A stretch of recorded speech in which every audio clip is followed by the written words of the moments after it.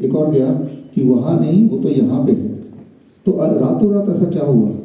कल दोपहर को फ़ोन आया मेरे पास, हमारे ऑफिस में फ़ोन आया, Jitendra Singh, secretary press club of India, कि ये किताब यहाँ रिलीज़ नहीं हो सकती, ये ऑब्जेक्शनेबल है, हम रिलीज़ नहीं करने देंगे।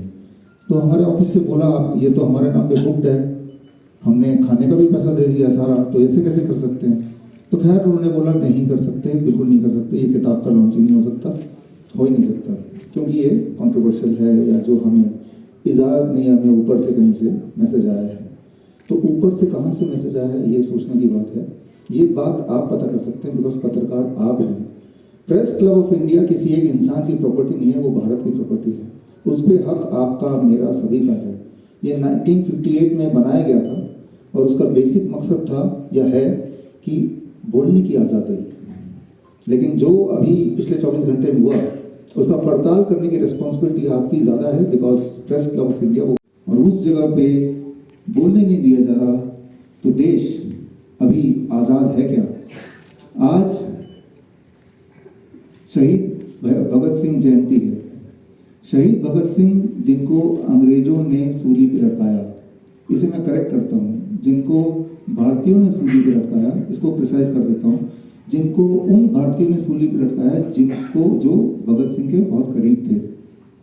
कुछ नाम उनके, जैसे फर्निंद नाथ बोस, जिन्होंने ऐसा किया, उसके बदले में उनको 20 करोड़, उनको 50 एकड़ जमीन मिले।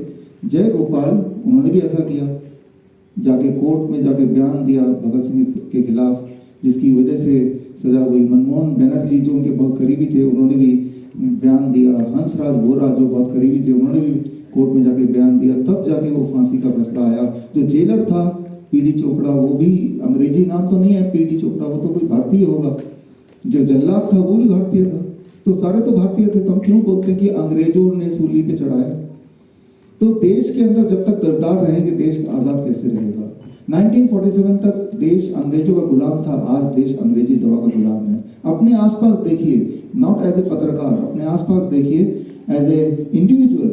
आप सोच के देखिए कि जो दिनचर्या है आपकी, उस दिनचर्या का एक पार्ट दवाई भी है, मेडिसिन भी है। हम ये भूल गए कि बिना दवाई के भी कोई जिंदा रह सकता है। हमें ऐसा लगता है कि हम अगर जिंदा हैं तो दवाइयों के साथ है। कोई डायबिटीज की दवाई ले रहा है, कोई ब्लड प्रेशर की दवाई ले रहा है, कोई इंसुलिन ले रहा है। अभी प्रो वाइस चांसलर जी ने बताया कि जो ऑब्जर्वेशन स्टडी हुआ था, उसमें 75% क्रॉनिक किडनी डिजीज पेशेंट्स जो डायलिसिस पे ऑलरेडी थे, उनकी डायलिसिस छूट गई। लेकिन 25% ऐसे भी हैं जो छूटी नहीं, जिनको हम लाभ नहीं पहुंचा पाए। लेकिन याद रखिए कि आज से पहले क्रॉनिक किडनी डिजीज में जो रिवर्सल है वो 0% है। 0%, उसको हम 75% तक ले आए। भारत किडनी में जाएगा और किडनी धीरे धीरे रिवाइव होगी। 2 घंटे रोज, पहले दिन से आपको इसका फर्क दिखेगा। तीसरा, DIP डाइट। DIP डाइट जो है वो वैसे भी पॉपुलर है, वो आप बुक में भी है, आपको पता ही होगा, तो आप गूगल में सर्च कर सकते हैं।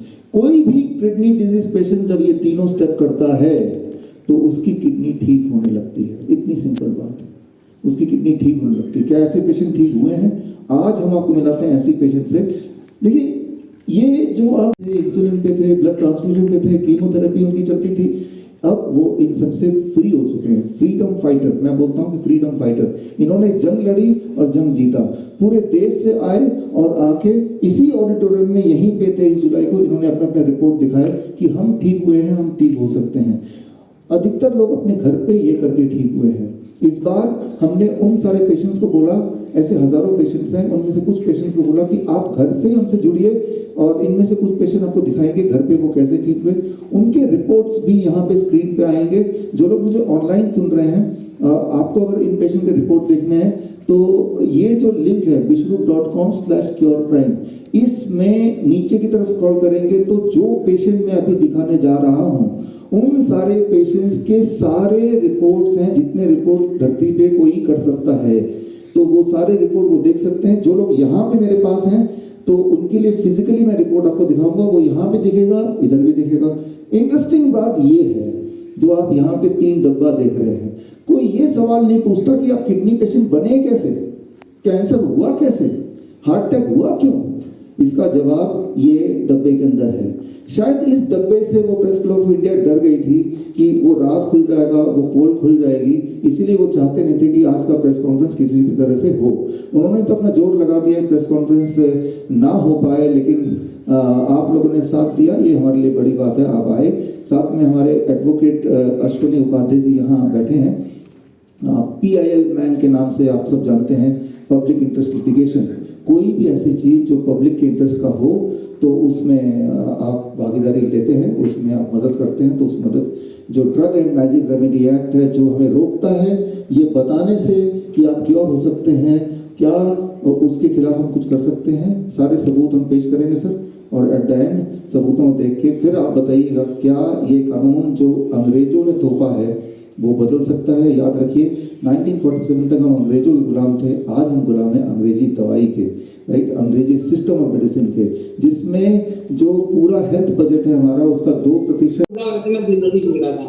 और अभी तक 2020 से लेके 2023 चल रहा है सर, और मुझे 7 महीने डायलिसिस हुआ, उसके बाद से अभी तक कोई डायलिसिस नहीं है सर, बिल्कुल डायलिसिस फ्री हूँ सर। और मुझे बहुत अच्छा लग रहा है, और आप मेरे लिए फर्स्ट की तरह सर, और एकदम VIP डाइट है, और आपको बताओ जितना भी प्रोग्राम है सब मैं कंपल्सरी करता हूँ। अभी आप घर पे हैं, वो दिखा सकते हैं हॉट वाटर, एक बार दिखा सकते हैं हॉट वाटर का अगर है तो। हाँ सर, प्लीज देखिए।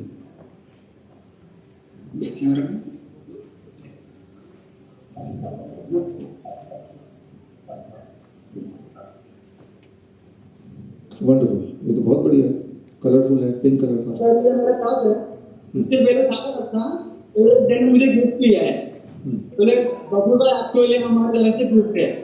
और सर ये अपना 4 पाई पलंग, हाँ, और ये हीट के ओके, इस तरीके से सर। अच्छा अच्छा अच्छा, ये आपने खड़ा करके रखा है इसको। लगा देता हूँ, ये लगा देता हूँ। हम सुन रहे हैं, हमारे पूरे मीडिया मित्र सुन रहे हैं। नमस्ते, मेरा नाम निशा कुमारी वर्मा है, मैं चित्तौड़गढ़ से हूँ। हाँ, अपने बारे में अभी क्या स्थिति है, क्या करते हैं बताइए। अभी तो मैं कुछ नहीं करती हूँ, अभी तो मैं घर पे हूँ। मैं बीमारी से थोड़ी पीड़ित थी, दो जगह पे गए थे, इधर उधर कुछ बात बनी नहीं, तो फिर अंत में पता लगा जयपुर हिम्स के बारे में पता चला था, तो हम वहाँ गए थे, मिल लिया वहाँ का। आज हम थोड़े 8 महीने बाद मतलब स्वस्थ हैं। आप अपना हॉट वाटर इमर्शन टब दिखा सकते हैं जिसपे आप बैठती हैं गर्म पानी का, वो दिखा सकते हैं। अच्छा, वो स्टॉप कर दिया, स्टॉप कर दिया मैंने। अच्छा स्टॉप कर दिया, ठीक है। तो ये इनके बारे में कि ये हॉस्पिटल दिल्ली से इलाज करती थी, उसके बाद हिम्स सेवियम जो कि हमारे जयपुर वाला ब्रांच है वहां पे ये गई। जब इनको बोला कि आपको डायलिसिस पे जाना पड़ेगा, आपका क्रिएटिनिन 4.33 आ गया, आपको फेशियल ओडिमा है, कॉन्स्टिपेशन, वीकनेस, नोजिया, वोमिटिंग, जितने सारे सिम्टम होते हैं क्लासिक वो सब हैं, डायलिसिस में जाने के बजाय हिम्स सेवियम